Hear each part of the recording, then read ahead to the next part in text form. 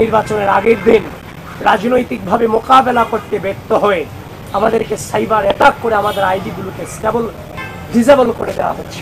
গণঅভ্যুত্থান পরবর্তী বাংলাদেশের ইতিহাসে অন্যতম গুরুত্বপূর্ণ নির্বাচন অনুষ্ঠিত হতে যাচ্ছে ঢাকা বিশ্ববিদ্যালয় কেন্দ্রীয় ছাত্র সংসদ নির্বাচন।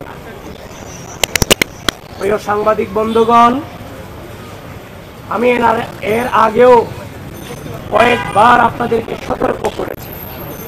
আপনাদের মধ্য দিয়ে গোটা জাতিকে এবং গোটা ঢাকা বিশ্ববিদ্যালয়ের শিক্ষার্থীদেরকে আমি সচেতন করার চেষ্টা করে দিয়েছি যে নির্বাচনের আগের দিন নানান ধরনের সাইবার অ্যাটাকের প্রিপারেশন আছে।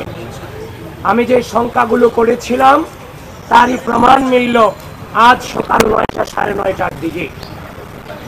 আমি ঘুম থেকে উঠে আমি যখন প্রিপারেশন নিচ্ছিলাম আমি বাসা থেকে বের হব, ঠিক ওই মুহূর্তে আমি দেখতে পেলাম আমার আইডি নাই হয়ে গেছে, ডিসেবল হয়ে গেছে।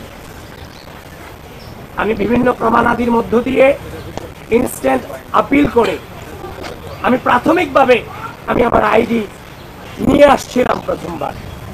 প্রথমবার যখন আমি দেখলাম ব্ল্যাঙ্ক দেখাচ্ছিল, এর পরবর্তীতে আমি আইডি উদ্ধারের পরে আমি আমার ফেসবুক প্রোফাইলে একটা পোস্ট করেছিলাম যে ঢাকা বিশ্ববিদ্যালয় এবং বাংলাদেশকে সচেতন থাকবার জন্য।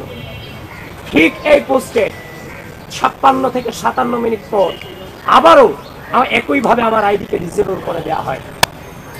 আপিল করে রেখেছি প্রমাণ আদি দিয়ে।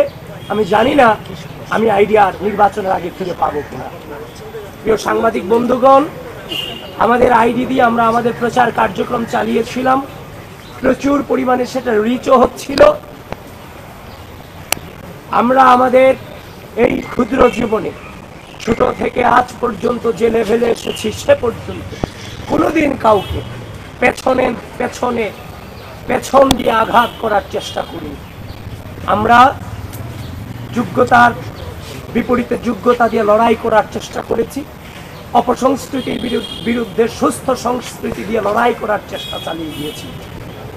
আজ আমরা দেখতে পেলাম নির্বাচনের আগের দিন রাজনৈতিকভাবে মোকাবেলা করতে ব্যর্থ হয়ে আমাদেরকে সাইবার অ্যাটাক করে আমাদের আইডিগুলোকে ডিসেবল করে দেওয়া হচ্ছে। প্রিয় সাংবাদিক বন্ধুগণ, এই ঢাকা বিশ্ববিদ্যালয় 5 আগস্ট পরবর্তী সময়ে আমরা লড়াই সংগ্রাম চালিয়ে গেছি সকল রাজনৈতিক অপসংস্কৃতির বিরুদ্ধে, এবং 5 আগস্ট পরবর্তী সময়ে সুস্থ রাজনৈতিক সংস্কৃতি চর্চা করতে গিয়ে আমরা একটা অদৃশ্য শক্তির বিরুদ্ধে এই ক্যাম্পাসে লড়াই চালিয়ে গিয়েছি, যারা শিক্ষার্থীদের মানবাধিকার বিশ্বাস করে না, যারা শিক্ষার্থীদের মত প্রকাশকে ভয় পায়।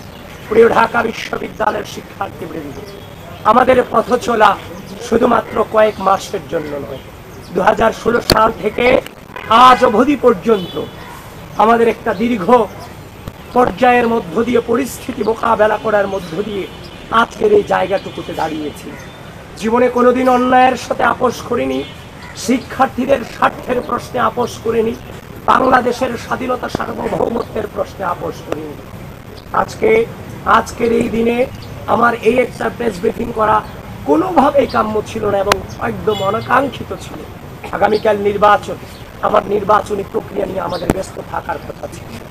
কিন্তু ঢাকা বিশ্ববিদ্যালয়ের শিক্ষার্থীদেরকে বলতে চাই, যারা এই অন্যায় পথকে বেছে নিয়েছে, যারা এই প্রপাগান্ডাকে বেছে নিতে চায়, সাইবার বুলিং করে রাজনৈতিকভাবে মোকাবেলা করতে না পেরে সাইবার বুলিং করে মোকাবেলা করতে চায়, প্রিয় ঢাকা বিশ্ববিদ্যালয়ের শিক্ষার্থীবৃন্দ, আপনারা আগামীকাল 9 সেপ্টেম্বর ব্যালটের মধ্য দিয়ে তার জবাব ইনশাআল্লাহ আপনারা দেবেন, সেটা আমরা বিশ্বাস।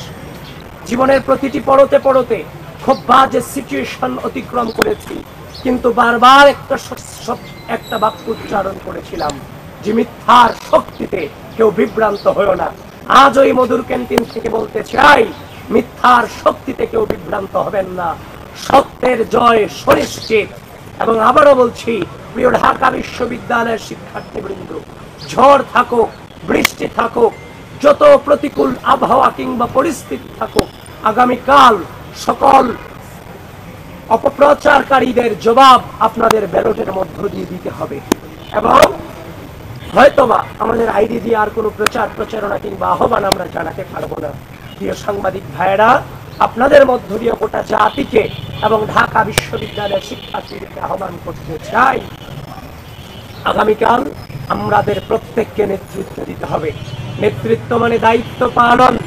এই রাষ্ট্রের ক্রুশাল মোমেন্টে প্রার্থী হিসেবে আমরা দায়িত্ব পালন করব।